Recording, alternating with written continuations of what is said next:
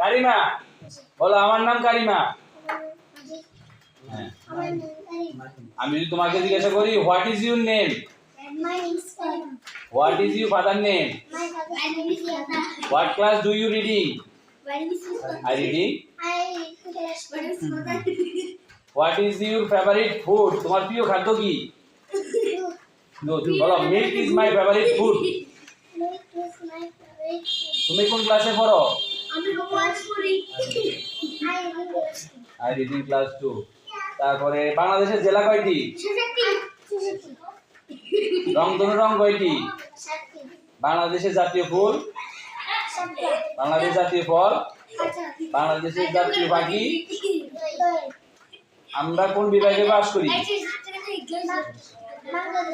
আমরা বাংলাদেশে বাস করি, আমাদের বিভাগের নাম কি, বরিশাল বিভাগ।